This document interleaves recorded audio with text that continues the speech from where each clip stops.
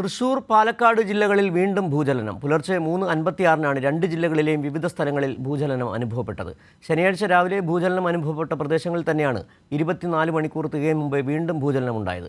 അതേസമയം തുടർചലനങ്ങൾ ഉണ്ടായേക്കാമെന്നും ആശങ്കപ്പെടേണ്ട സാഹചര്യമില്ലെന്നും അധികൃതർ അറിയിച്ചു. തൃശൂർ ജില്ലയിൽ കുന്നംകുളം, എരുമപ്പെട്ടി, വടക്കാഞ്ചേരി, കേച്ചേരി, വേലൂർ, കൈപ്പറമ്പ് മേഖലകളിലാണ് ഞായറാഴ്ച പുലർച്ചെ 3:55-ന് ഭൂചലനം അനുഭവപ്പെട്ടത്.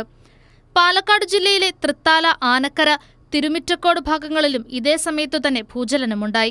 3 മുതൽ 4 സെക്കൻഡ് വരെ ഭൂമികുലുക്കം അനുഭവപ്പെട്ടതായും ഭൂമിക്കടിയിൽ നിന്നും ഇടിമുഴക്കം പോലുള്ള ശബ്ദം കേട്ടതായും പ്രദേശവാസികൾ പറഞ്ഞു.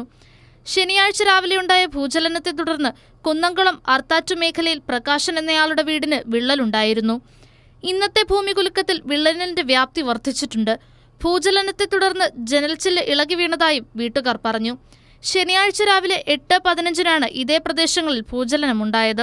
റിക്ടർ സ്കെയിലിൽ 3 രേഖപ്പെടുത്തിയ ഭൂചലനമാണ് ശനിയാഴ്ച രാവിലെ ഉണ്ടായത്. പാവറട്ടിക്ക് സമീപം വെൺമേനാട് എന്ന സ്ഥലമാണ് ഭൂചലനത്തിന്റെ പ്രഭവ കേന്ദ്രമെന്നും കണ്ടെത്തിയിരുന്നു. ഇനിയും തുടർചലനങ്ങൾ ഉണ്ടായേക്കാമെന്നും എന്നാൽ ആശങ്കപ്പെടേണ്ട സാഹചര്യമില്ലെന്നും ജിയോളജി വകുപ്പ് അധികൃതർ അറിയിച്ചു. കൈരളി ന്യൂസ്, തൃശൂർ.